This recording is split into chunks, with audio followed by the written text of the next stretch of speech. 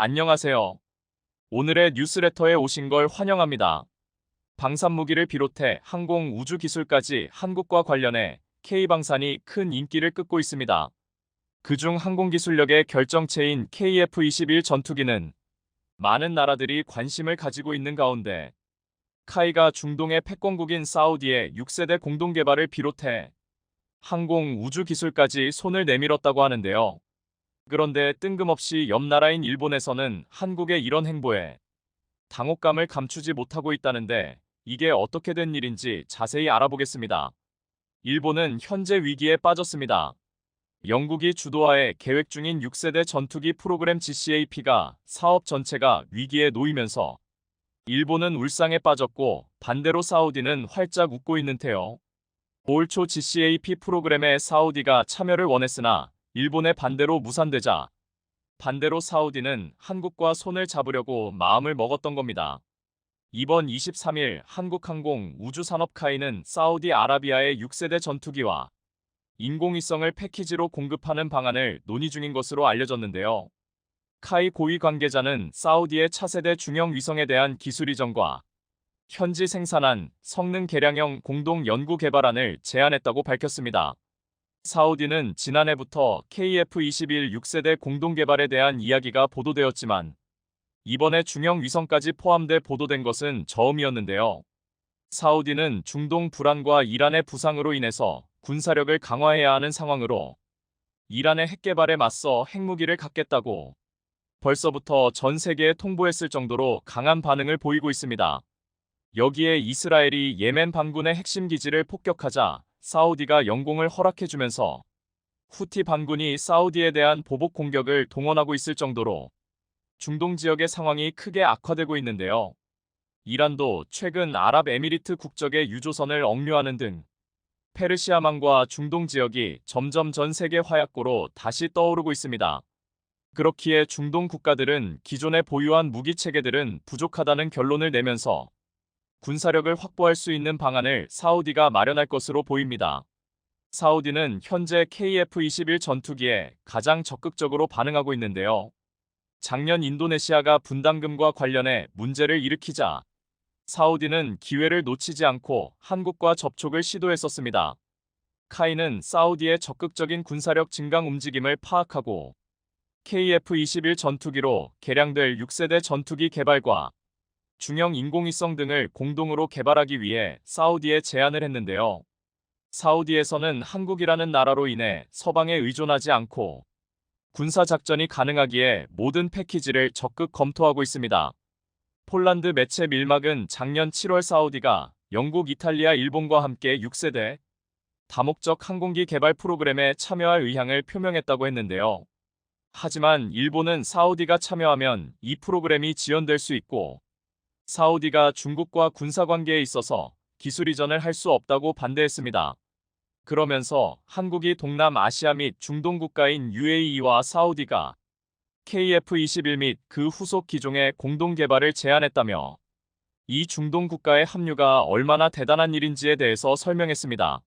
사실 KF-21 블록 1과 블록 2를 비교했을 때 KF-21 블록 3 또는 6세대 항공기 개발은 엄청나게 비용이 많이 들어갈 것입니다.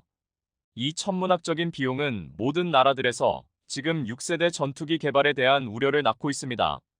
이번에 영국에서 노동당이 집권하며 당장 러시아에 대응할 즉시 전력을 맞추는 것이 중요한데 6세대 전투기 개발을 하는데 총 22조가량이 될 것이라며 이 금액을 쉽게 감당할 수 없다고 했는데요. 한국은 이에 엄청난 비용이 드는 6세대 전투기 개발을 빠르게 하기 위해서 중동의 부국인 UAE와 사우디아라비아의 수요를 파악했습니다.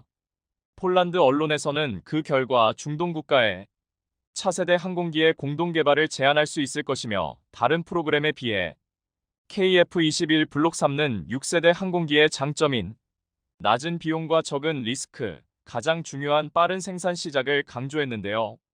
6세대 전투기를 개발하려면 연구와 기술 개발도 중요하지만 이를 지탱해 줄 수 있는 자금이 가장 중요한데 한국은 이를 사우디에서 충당하게 된 것입니다. 6세대 개발에 들어가는 자금 문제는 미국을 비롯해 유럽도 난항을 겪고 있는데요. 게다가 한국은 이미 공동개발 자금 문제를 한번 겪었습니다. 바로 인도네시아 덕분에 한번 겪어보았기에 이번엔 중동의 부국들과 손을 잡고 자금을 확보했는데요. 한국에게 자금이 확보가 된다면 6세대 전투기 개발을 가장 늦게 시작하는 한국이 다른 국가들보다 먼저 끝에 도달할 수 있습니다. 외신들도 주목하는 게 한국이 개발은 KF-21이 얼마나 빠르게 개발되었는지를 잘 알고 있기에 한국이 개발하는 6세대 전투기에 기대를 하는 것입니다. 또한 사우디가 관심 있어 하는 인공위성 분야도 중요한데요. 카이는 한국항공우주연구회와 개발한 무게 500kg급의 중형위성은 국토관리와 재난감시뿐만 아니라 이란까지 정밀하게 탐지할 수 있는 시스템이 가능합니다. 사우디는 중형 위성으로 인해 탄도미사일 발사와 지하에 위치한 군사기지를 파악할 수 있는 정보를 제공받을 수 있는데요. 그렇기에 불안한 중동의 정세 속에서 사우디군도 대한민국에서 개발하고 있는 군사위성을 눈여겨보고 있는 상황으로 차세대 중형 위성과 함께 수출 가능성이 매우 높습니다. 사우디는 그동안 자체적인 군사위성이 필요하지는 않았지만 이란이라는 군사 강대국과 충돌을 대비하기 위해서라도 서방에게 의존했던 군사위성 국산화가 필요하며 빠르게 기술을 습득하고 운영하기 위해서는 기술 이전이 가능한 한국과 협력하는 방안이 중요한데요. 카이는 사우디가 중형 위성과 군사위성, 다목적 통신위성 등 최대 200기까지 도입할 수 있다고 보고 있으며 사우디에서도 긍정적으로 생각하고 있습니다. 글로벌 군사 매체 아미 테크놀로지는 지난달 한국의 KF-21 수출 전망에 대해서 내놓는데요. 이 매체는 KF-21 생산 승인은 한국의 국가 안보 전략에 있어 중요한 전환점을 알리는 신호이며 향상된 방위 역량과 수출잠 재력을 약속한다고 설명했습니다. 해당 매체는 주요 테이터 및 분석 회사인 글로벌 테이터에 따르면 KF-21의 생산 승인으로 한국은 수많은 방위 수출 기회를 얻게 되며 한국은 글로벌 방위 시장의 강력한 주자로 자리매김하게 될 것이라고 했습니다. 또한 글로벌 테이터의 항공우주 및 방위 분석가는 KF-21 생산 시작의 중요성을 강조하며 KF-21 생산 시작은 한국의 국산 방위 제조에 있어 중요한 진전을 의미하며 아시아 태평양 지역에서 스텔스 전투기를 설계하고 배치하는 몇 안 되는 국가 중 하나로 자리매김하게 될 것이라고 말했다고 했습니다. 항공 분야 전문 언론 에비에이션 위크는 KF-21의 1차 양산 기체 가격을 100억 원에서 300억 원이 것이라고 분석했는데 최근 보람의 1차 양산이 확정된 가운데 대당 가격이 900억 중반대로 나오면서 놀라움을 주고 있는데요. KF-21과 동급인 4.5세대 전투기 유로 파이터 카이푼, 라팔에 비해 혁신적인 가격이라고 했습니다. 방산업계와 해외 외신들에 따르면 유로 파이터가 722억 원, 라팔이 800억 원으로 파악되었는데요. KF-21이 유럽산 전투기에 비하면 반값밖에 되지 않다는 것입니다. 미국산 F-18이나 F-16 개량형은 비슷한 가격대이지만 1990년대 개발된 모델에 비해서 KF-21은 한정 장비, 레이더 성능, 비행 성능, 확장성 스텔스에 있어서 압도적인 우위를 가지고 있다고 했는데요. 한국은 방산 선진국들에 비해 너무나도 늦게 전투기 개발에 뛰어들었지만 놀라운 속도로 개발을 성공해냈고 이제 6세대 전투기 개발에서는 이들을 뛰어넘을 준비를 하고 있습니다. 지난 13일 러시아는 우크라이나를 향해 탄도미사일 공습을 감행했습니다. 우크라이나의 수도 키이우를 향해 탄도미사일 10발 발사했는데 서방제 방공 시스템을 가진 우크라이나군은 10발 모두 요격에 성공했습니다. 하지만 러시아의 탄도미사일은 엄청난 크기를 자랑하기 때문에 파편만으로도 인근 아파트에 사는 민간인들이 부상을 당하는 등 큰 피해를 입었습니다. 군사 전문가들은 최근 발생한 러시아군의 공습 패턴을 보면 우크라이나의 방공망을 시험하는 느낌이 강하게 든다고 말합니다. 이번에도 러시아군은 키이우를 향해 탄도미사일을 딱 10발 쏘았는데 마치 우크라이나 방공망 시험하는 것처럼 보였습니다. 우크라이나의 주장대로 탄도미사일 10발을 전부 요격하는데 성공한 게 사실이라면 러시아로서도 대규모 공습을 감행할 것인지 말 것인지 한다면 언제 할 것인지 고민이 꽤 깊어질 것 같습니다. 이스칸데르 미사일과 같은 러시아의 탄도미사일은 워낙 비싼 자원이기 때문에 손익계산을 하지 않을 수 없기 때문입니다. 결국 러시아군이 맛보기 탄도미사일 발사를 통해 우크라이나 방공망의 수준을 가늠해보며 혹한기 대규모 공습을 저울질하는 것으로 보이며, 이에 반해 우크라이나군은 러시아가 섣불리 대규모 공습을 하지 못하도록 러시아에서 날아오는 미사일을 요격하는데 전력을 다하고 있는 모습입니다. 그런데 이 과정에서 러시아가 엄청난 실수를 저질렀습니다. 보시는 장면은 우크라이나 흑해 연안의 오데사 항구에서 한 화물선이 러시아군의 미사일 공격을 당한 순간을 찍은 폐쇄회로 텔레비전 영상의 한 장면입니다. 흑해 연안 항구에서 외국 화물선이 러시아군의 미사일 공격을 받자 아슬아슬하게 유지되던 우크라이나 흑해 항로의 위험은 다시 높아졌으며, 홍해에 이어 이제 흑해 연안까지 화물선들이 마음 놓고 운행하지 못하는 상황이 되고 말았습니다. 이날 러시아의 공격으로 우크라이나 항구의 도선사 1명이 숨지고 항만 노동자 1명과 필리핀 국적 선원 3명이 부상을 당했는데요. 영국 경제지 파이낸셜 타임스는 지난해 2월 말 러시아가 우크라이나를 침공한 이후 어뢰 피해를 본 민간 선박은 있었지만 이 화물선처럼 직접적인 공격을 당한 경우는 없었다고 지적했습니다. 이 때문에 우크라이나 경제에 중요한 구실을 하는 흑해 항로의 위험이 다시 고조되고 있는데요. 그런데 러시아의 이 미사일 공격은 얻은 것보다 잃은 게 더 많을 전망입니다. 이 화물선은 지난 8일 밤 철광석을 싣기 위해 오데사 항구로 들어가다가 피해를 입었는데요. 올렉산드르 쿠브라코프 우크라이나 기반시설 담당 장관은 이 배가 철광석을 싣고 중국으로 향하는 중이었다고 밝혔습니다. 즉, 중국으로 향하던 선박을 러시아 미사일이 격침시킨 것입니다. 러시아가 경제적, 정치적 동맹이라 할 수 있는 중국 관련 화물선을 미사일로 공격한 꼴이 되어버렸습니다. 흑해 항로의 위험이 고조되는 것은 우크라이나 경제에만 국한된 문제가 아닙니다. 가뜩이나 중국 화물선들은 파나마 운하에서도 발이 묶여 해상무역에 상당한 차질을 빚고 있는데, 이런 상황에서 러시아의 탄도미사일 공격으로 흑해 항로마저 차질을 빚게 되자 중국은 상당한 부담을 안게 되었습니다.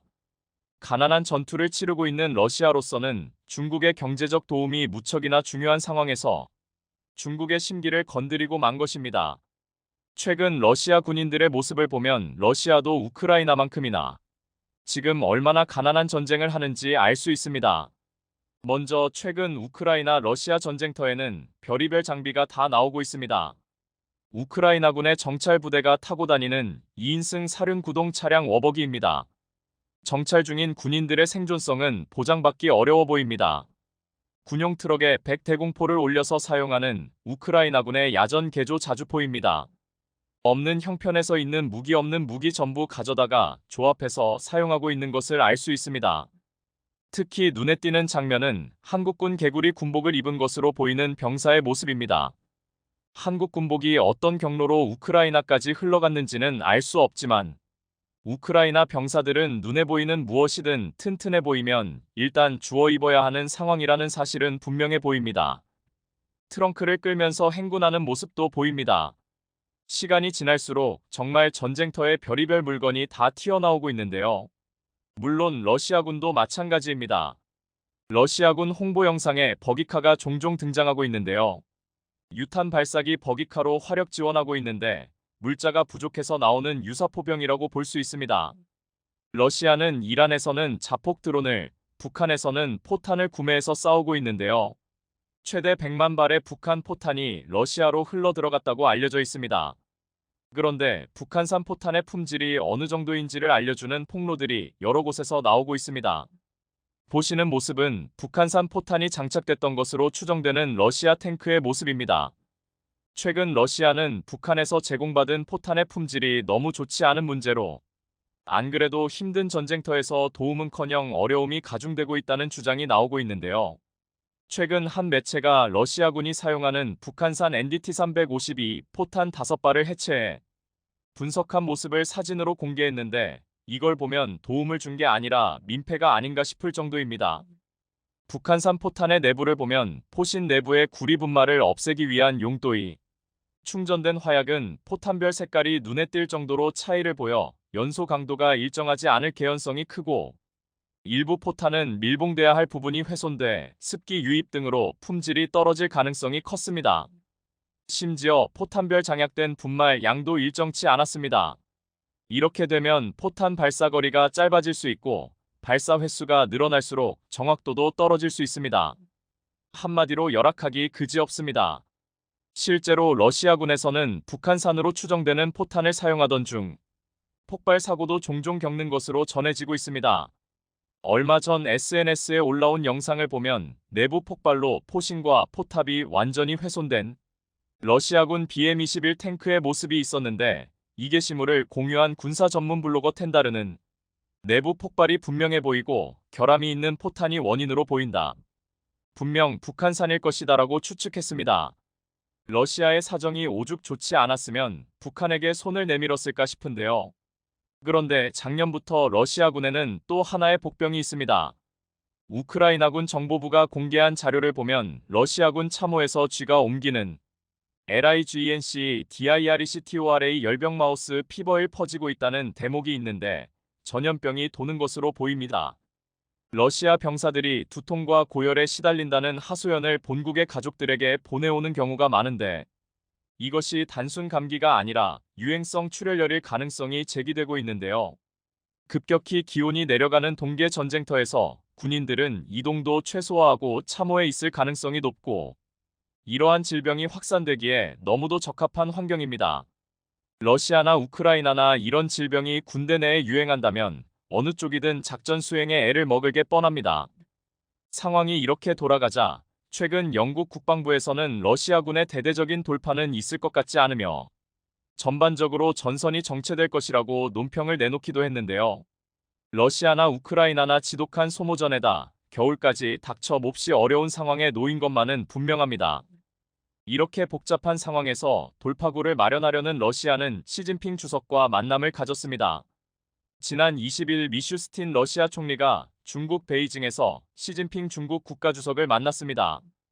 푸틴의 뜻을 시진핑에게 전한 것으로 보입니다. 하지만 중국과 러시아는 겉으로는 손을 잡지만 뒤로는 서로 이번 전쟁으로 인한 이득을 챙기려고 바쁩니다. 특히 전쟁은 러시아가 하고 이속은 중국이 챙기는 형국입니다.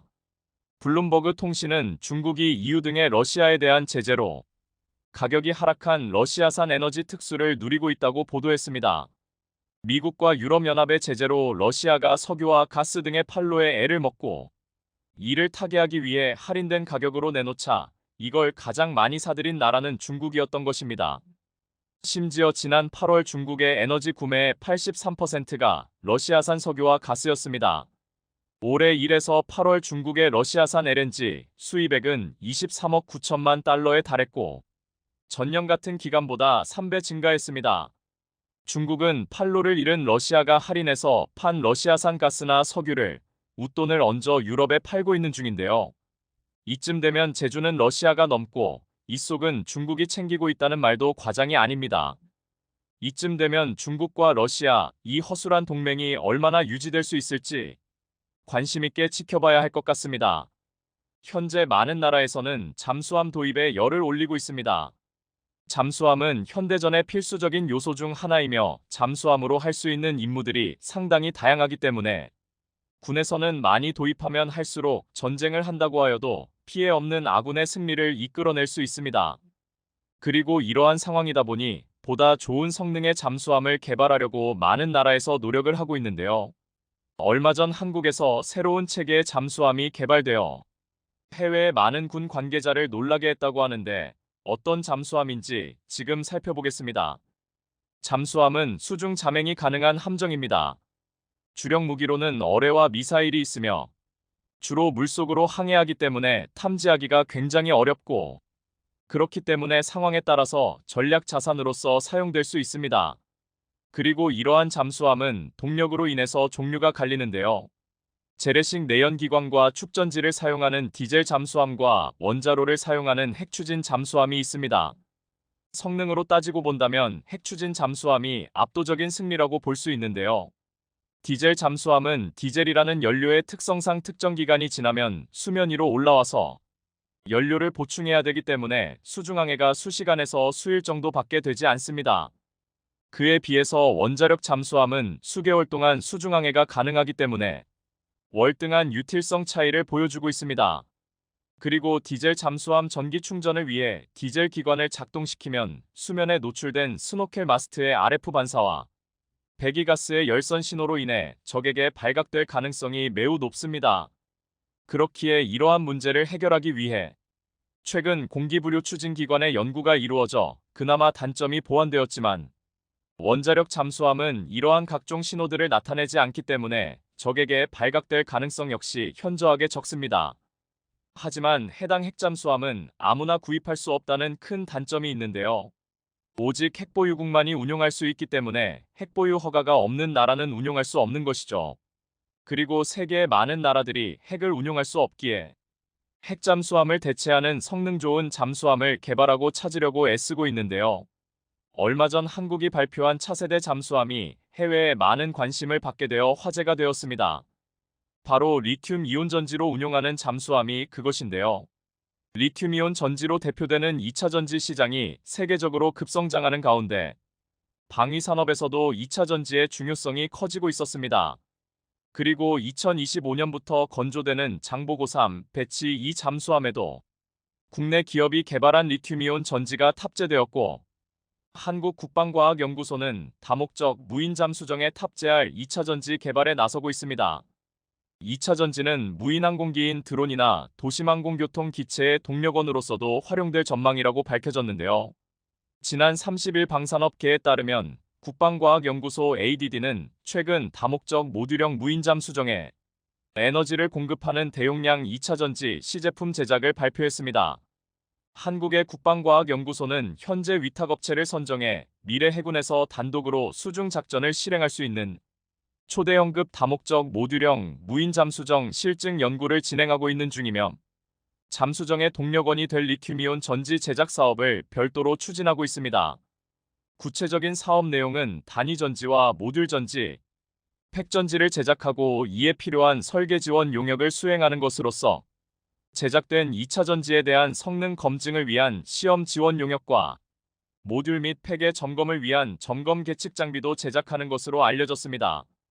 계약 기간은 2027년 8월 31일까지이며 예산은 약 80억 원이라고 밝혀졌으며 해당 사업은 잠수함용 리튬이온 전지 기술을 보유한 한화에어로스페이스가 참여할 것이라고 합니다. 지난해 실전 배치된 도산 안창호급 잠수함인 장보고3 배치 1등 기존 잠수함은 납축전지를 탑재하고 있지만 차세대 잠수함에는 리튬이온 전지가 납축전지를 대체할 예정인데요. 2025년부터 건조되어 2028년 해군에 인도될 최신의 3,000톤급 잠수함인 장보고 3화 배치인은 한화에어로스페이스가 개발한 리튬이온 전지를 탑재할 예정입니다. 그렇다면 납축전지와 리튬이온 전지의 차이는 무엇일까요?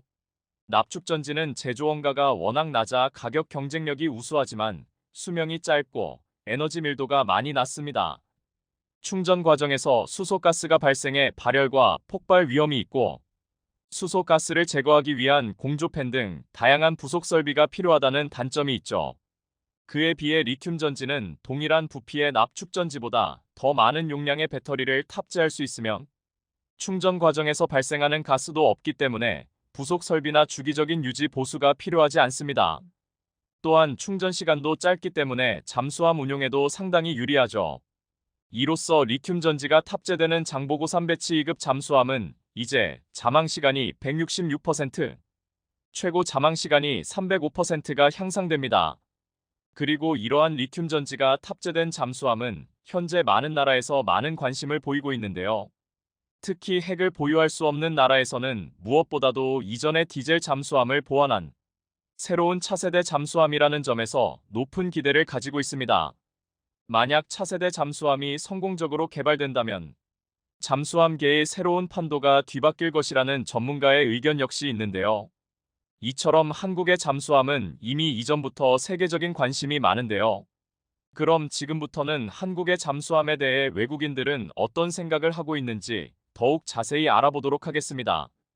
한국의 잠수함 기술은 날이 갈수록 진보하고 있는 것 같아 누구보다 늦게 시작한 방산업일 텐데 이렇게 빠르게 쫓아오고 있는 한국이 무서워지려고 해.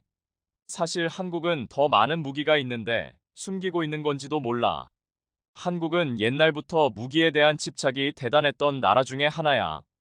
왜냐하면 그들은 6.25 전쟁을 겪었기 때문이지. 그렇기 때문에 특히 무기가 없을 때의 무력함을 누구보다도 잘 알기 때문에 어떻게 해서든지 그런 상황을 안 만들려고 하는 것 같아. 한국은 분명 더 나은 무기를 만들 거야라고 2년 전에 생각했는데 역시 그런 일이 실제로 벌어졌군. K 전차만 보더라도 상당히 강하다는 인상을 받았는데 이제 새로운 개발을 해내버렸잖아. 한국은 핵을 보유할 수 없는 나라야. 오히려 그렇기 때문에 핵을 대체할 수 있는 좋은 무기에 열중하고 있는 건지도 몰라. 옛날부터 전쟁은 인류에게 많은 과학적 발전을 이루게 했어. 물론 전쟁 자체는 아주 나쁜 거지만 말이야. 그 말에 나도 동의해. 비록 독일은 전범 국가이지만 그들의 엔진 기술과 그 외의 과학 기술은 그 당시에는 상당히 센세이션했지. 그로 인해서 세계가 많은 발전을 이룬 것은 사실이야. 아니 그럼 너는 독일이 잘했다는 거야? 그럴까봐 내가 염려스러워서 조심스럽게 말했던 거야. 난 절대로 독일이 전쟁으로서 잘했다고 말한 적이 없어. 그런 사태로 인해서 인류가 많은 발전을 이루었던 것만 얘기한 거야. 과학은 언제나 발전을 이루고 있어. 그리고 그 발전 안에서 더 좋은 발전을 이루기는 어려운데 그걸 한국은 해내고 있다는 게 정말 신기해. 한국 어딘가에는 비밀 연구소가 있는 것 같아. 그렇지 않고서야 도저히 이런 일이 있을 수가 없지. 누구의 기술을 따로 받지 않는 걸로 알고 있는데 어떻게 저런 생각을 해냈지? 리튬 전지는 이미 미래의 새로운 동력원이야. 물론 그런 동력에 대해서 누구나가 생각을 했겠지. 그런데 그걸 실제로 해낸 건 한국이 처음인 것 같아. 한국은 디젤 잠수함의 단점을 제일 빨리 꿰뚫어보고 어떻게 하면 더 잠행을 늘릴 수 있을까 연구했던 것 같아. 그리고 마침내 그 해답을 찾아버린 거지. 일찍이 일본과 미국이라는 선진국의 나라가 있지만 그 누구도 먼저 하지 않은 걸 하는 나라가 바로 한국이야. 한국은 이외에도 다양한 무기들을 많이 개발하고 있지 않아?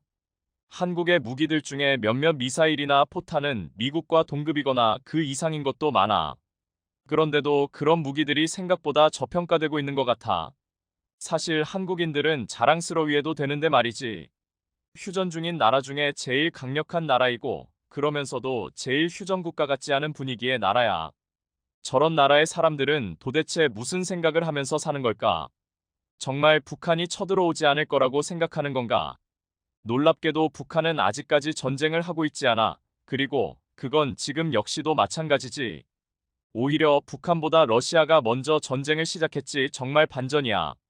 폴란드에 수출된 K9 자주포가 국경인 폴란드 16사단에 배치된 데 이어 우리로 치면 수도방 2사단이며 에밀 에이브람스 전차를 운용하는 폴란드 18사단마저 한국에서 구매한 K9A1 자주포를 배치하기 시작했습니다. 그리고 얼마 전 폴란드 18사단은 K9A1 자주포의 실사격 훈련 결과를 발표했는데요. 완전히 최고. 성능과 모든 면에서 훌륭하다는 평가를 받았고 이를 적극 공개해 추가 수출에 청신호가 켜졌다는 평가입니다. 루마니아 53문의 K골 최종 계약했고 에스토니아는 중고 K골 수입해 자신들의 상황에 맞게 외형을 개조하고 도색하는 과정까지 공개하면서 K9 자주포를 얼마나 쓰고 싶어 하는지를 보여주었습니다. 더구나 최근 한국은 K9 자주포의 신형 포탄을 공개했고 이를 인도가 도입하자 인도와 국경을 맞대고 으르렁거리고 있는 중국은 기겁하며 한국 방산에 대해 저주의 말을 퍼부었습니다. 중국은 긴장시킨 K9 신형 포탄은 무엇이고 중국은 왜 이렇게 한국의 말도 안 되는 저주와 비판을 퍼부으며 한국 방산을 저지하려고 하고 있는 것인지 오늘은 이 소식 자세히 전해드립니다. 중국과의 국경 분쟁이 날로 심각해지고 있는 상황에서 인도가 한국을 선택했습니다. 한국으로부터 무기를 구입할 생각은 꿈도 꾸지 말라고 중국이 경고했지만 인도는 제갈 길을 갈 태세입니다. 인도가 대체 한국에서 어떤 무기를 샀길래 중국이 이렇게 나오는 것일까요? 최근 인도의 외교장관은 국경을 지키기 위해서는 중국과 전쟁까지도 불사하겠다는 뜻을 드러냈습니다. 두 나라는 현재 아루나찰 프라데시라는 지역을 두고 수십 년 동안 격렬한 영토 분쟁을 이어오고 있습니다. 1962년 전쟁을 시작으로 크고 작은 충돌이 이어졌고 중국이 주로 시비를 걸어 인도의 성지를 자극하곤 했는데요. 그런데 중국이 최근 아루나찰 프라데시 30개 지역에 중국어 지명을 추가로 부여하며 사실상 중국의 영토라고 선언해 인도를 자극했습니다. 인도는 이것이 사실상 선전포고라며 극렬히 반발했지만 중국은 원래 자기 영토인데 무슨 소리냐며 꿈쩍도 하지 않고 있습니다.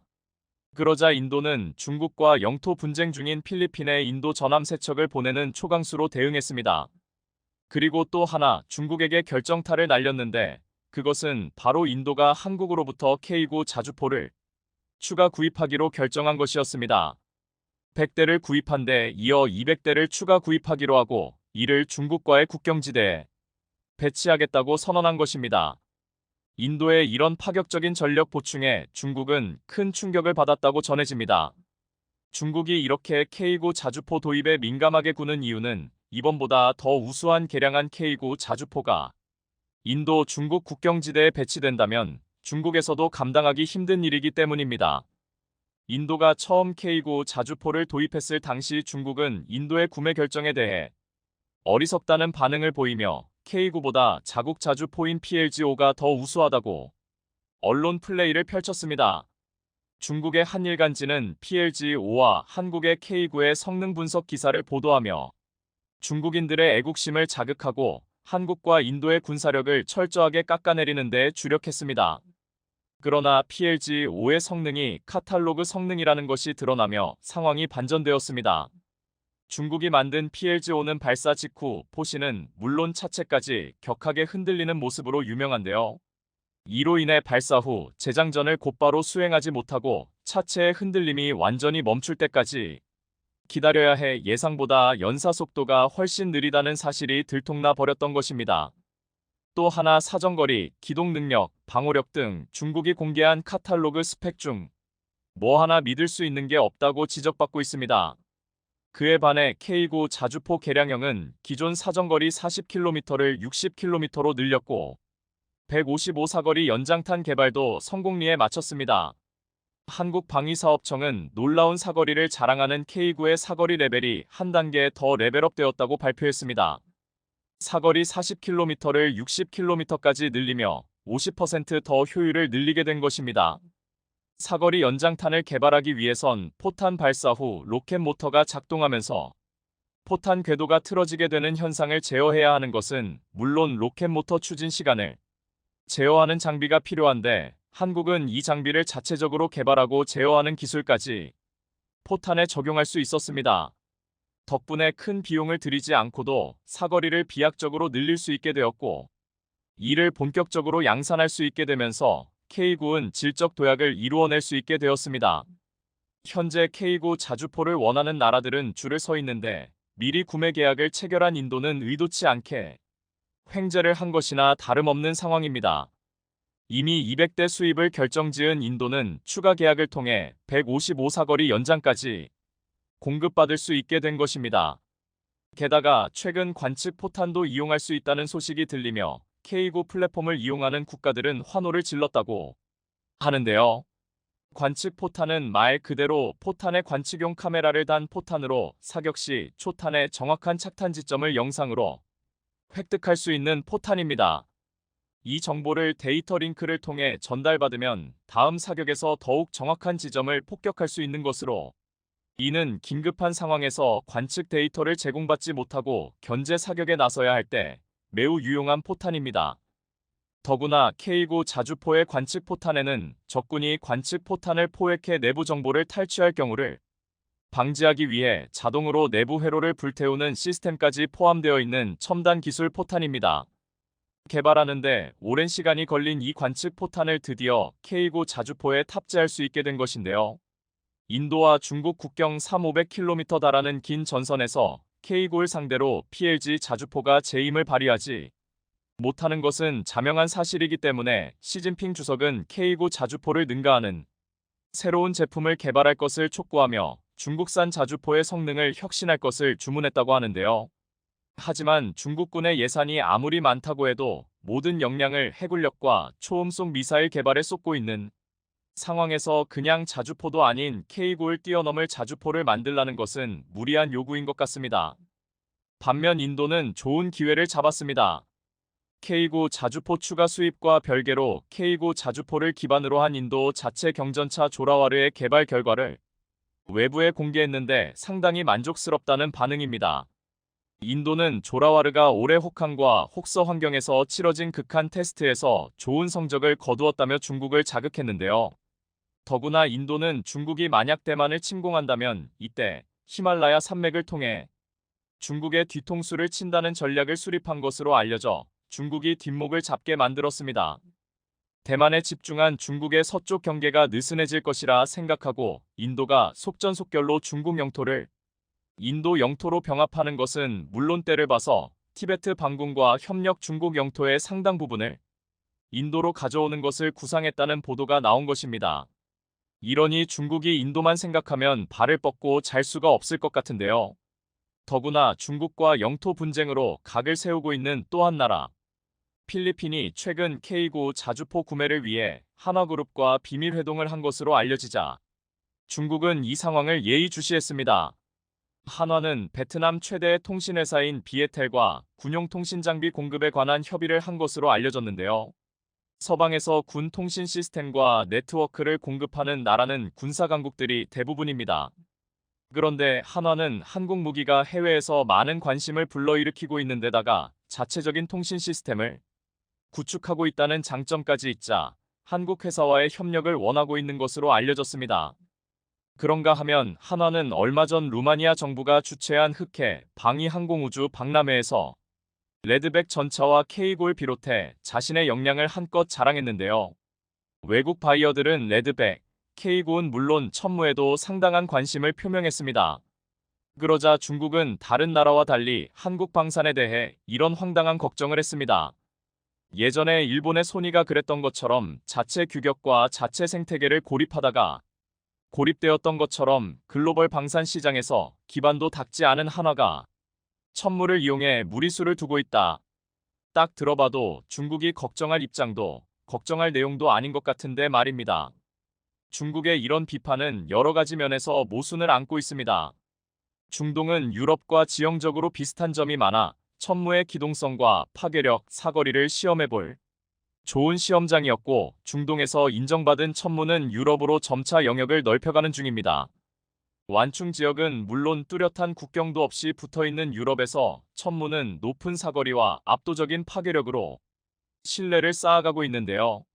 이러한 천무의 인기는 이번 400개 기업이 참가한 루마니아 방산 박람회 BSDA 2024에서 실감할 수 있었습니다. 이 자리에서 한화는 루마니아 정부의 요구에 딱 맞춘 레드백 보병 전투 차량, 자주포 생태계 최강자 K9, K10 탄약 보급 차량 등 다양한 한국 방산 무기들을 선보였습니다. 그런데 특히 천무와 발사대 키트는 시선을 한몸에 받았습니다. 한화는 이번 박람회에서 천무가 현지 무기 체계와의 호환성이 얼마나 좋은지에 대해 집중적으로 홍보했고 타사 탄약을 통합하겠다는 포부까지 밝혔습니다. 한화는 이러한 K9의 인기를 등에 업고 유럽 시장에 천무의 생태계까지 구축하려 하고 있는데요. 미국의 하이마스는 기동성을 위해 화력을 양보했고 그래서 한 번에 로켓탄을 6발만 탑재할 수 있지만 이를 보완한 천무는 M270처럼 로켓탄 12발을 탑재할 수 있습니다. 130 로켓탄의 경우에는 40발을 퍼부을 수도 있습니다. 심지어 천무는 도로에서 시속 80km의 기동성을 자랑합니다. 이를 나토군에 대입하면 더욱 천무의 장점이 극대화됩니다. 우크라이나와 나토군은 중무장한 러시아의 전차를 상대해야 하는데 러시아 기갑부대는 기동성이 떨어집니다. 하이마스와 천무는 각각 장단점이 다르며 그래서 폴란드는 하이마스와 천무 두 개의 다연장 로켓을 모두 운용하려고 하고 있습니다.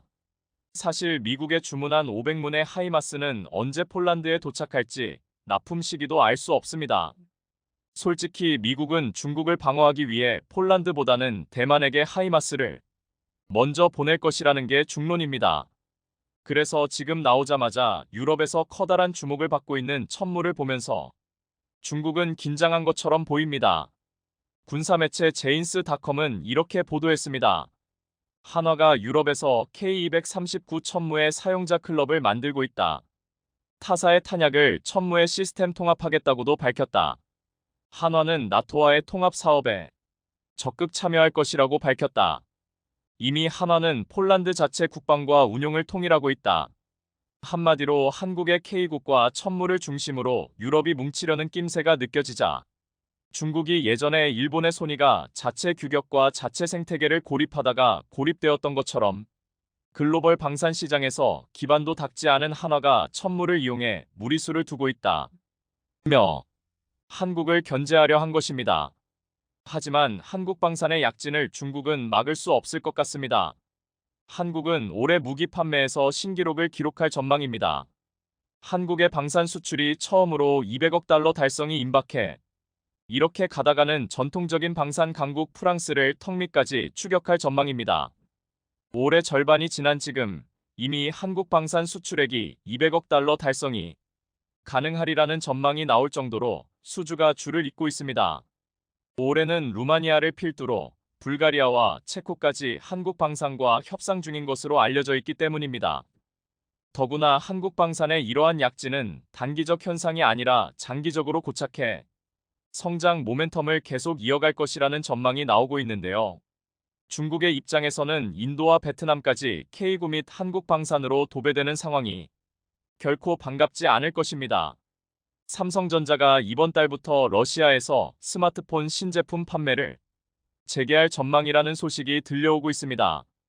이와 함께 삼성전자는 러시아에서 신규 인력도 채용하는 등 러시아를 등지고 있는 세계의 흐름과 다른 행보를 보이고 있는데요. 도요타나 엔비디아 등 러시아에 끝까지 남아있던 글로벌 기업들마저 미국의 압박을 견디지 못하고 러시아를 떠나는데 한국 기업은 철수에 관해서는 별 다른 입장을 보이지 않고 있습니다.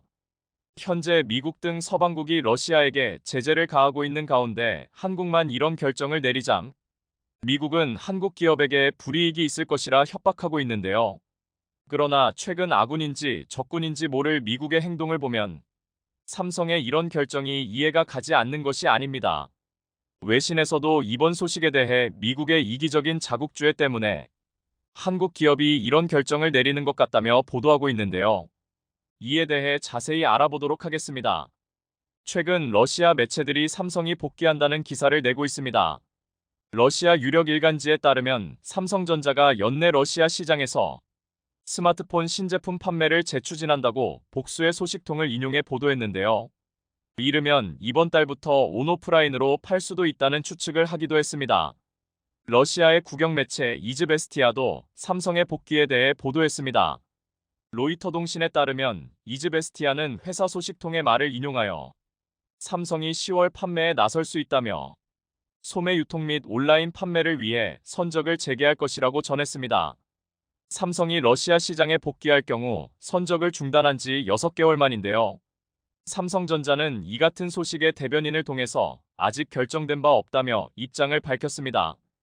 그러나 러시아 내에서는 끊임없이 삼성의 복귀 소식이 보도되고 있으며 삼성의 복귀가 거의 기정사실화되어 가고 있는데요. 특히나 회사 소식통에 의해 나온 말이기 때문에 러시아 내에서는 삼성전자의 복귀 소식을 거의 확정적으로 믿고 있는 분위기입니다.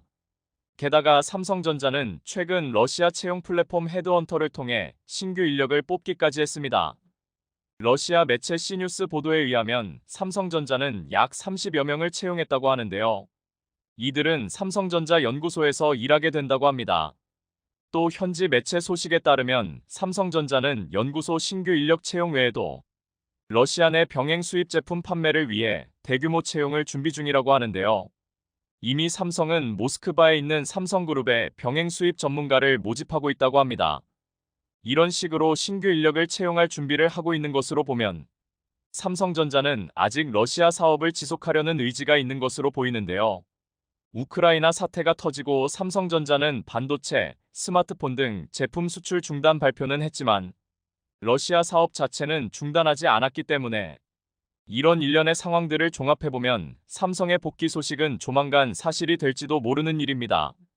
한편 삼성전자의 복귀 소식이 가시화되며 미국 언론은 삼성전자를 부정적인 시선으로 바라보고 있는데요. 미국 언론은 삼성이 미국의 대러시아 제재 정책을 거스르는 것이라며 한국에 대한 수출 규제를 가해야 한다는 말까지 쏟아내고 있습니다. 애플, 나이키, 엔비디아 등 네로라 하는 기업들도 앞다퉈 러시아를 손절하며 철수하겠다고 밝히는 반면 세계적인 기업인 삼성만 다른 길을 걷고 있기에 이는 더욱 논란이 되고 있는데요. 그러나 일각에서는 삼성의 이런 선택이 이해가 된다는 말도 나오고 있습니다. 미국 정부와 바이든 대통령의 최근 행태들을 보면 한국 기업은 실망할 수밖에 없었는데요. 미국 정부가 한국 기업을 홀대한다는 말도 나오는 가운데 한국 기업은 미국에 있으면 오히려 손해인 상황이 되니 한국이 미국이 아닌 다른 곳을 택하는 것은 당연하다는 것입니다. 미국 내에서 한국 기업의 입장을 이해한다는 말이 나온 것은 미 정부의 대러시아 제재가 시작되었을 당시 미국 내에서 비판의 여론이 없었던 게 아니기 때문입니다. 미국의 대러시아 제재가 시작되었을 당시 미국 정부의 행동으로 미국은 오히려 피해를 입게 될 것이라며 많은 사람들이 우려했었는데요. 한 경제연구소 소장은 미국이 러시아에 대해 일련의 제재를 가한 결과는 돌을 들어 제 발등을 제가 찍는 격일 뿐이었다며 현 미국 정부의 행동을 비판하기도 했습니다. 그는 제재를 받는다고 해서 국가 지도자의 결정을 바꿀 수 있는 것도 아니라며 미국의 러시아 제재는 잘못된 행동으로 예상치 못한 결과를 초래한 또 하나의 사례라고 지적하기도 했습니다. 그의 말처럼 미국은 대러시아 제재로 유가와 식료품 가격이 치솟았고 코로나로 인해 어려웠던 경제 상황이 이런 것들로 인해 더 나쁘게 바뀌었죠.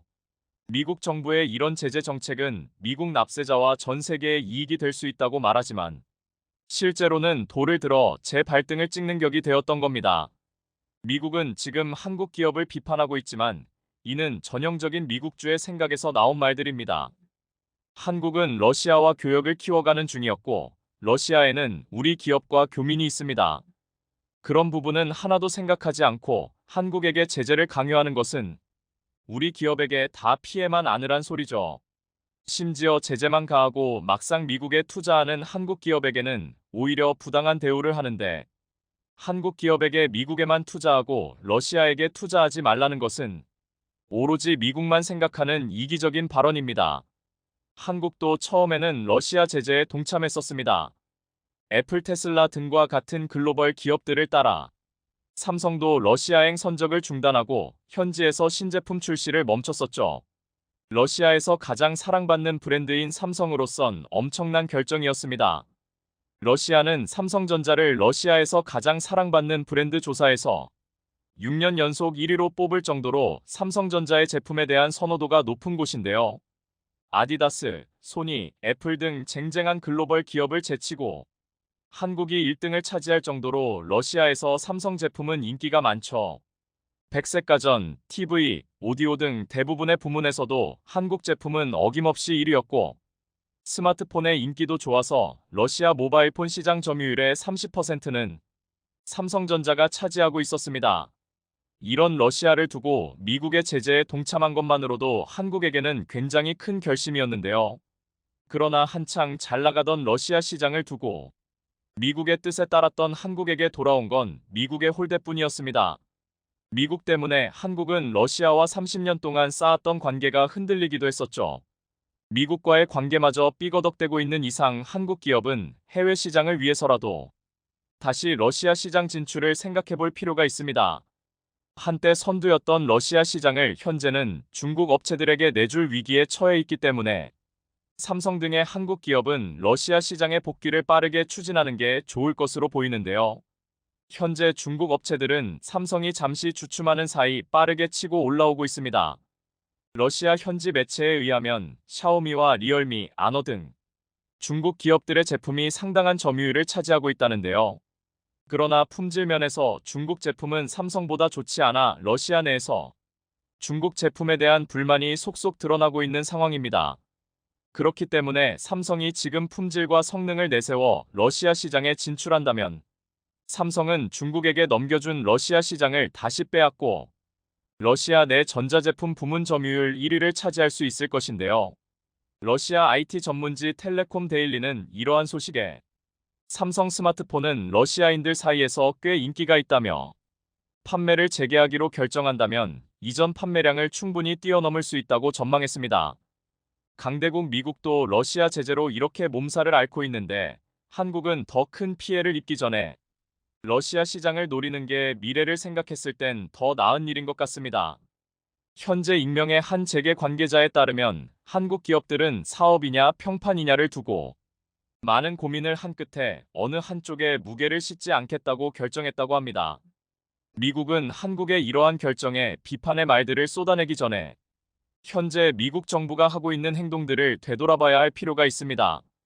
또한 현 시대는 다양한 이해관계 속에 살아가는 시대이기 때문에 미국 혼자만 독자적으로 결정할 수 없는 시대임을 깨달아야 할 것입니다. 삼성을 비롯한 한국 기업의 미국 손절이 점점 가시화되고 있는 가운데 미국이 언제쯤 한국 기업의 차별 문제를 해결해 줄 것인가가 궁금한데요. 미국 정부는 제대로 된 처우도 해주지 않으면서 한국 기업에게 간섭하는 행태를 멈췄으면 하는 바람입니다.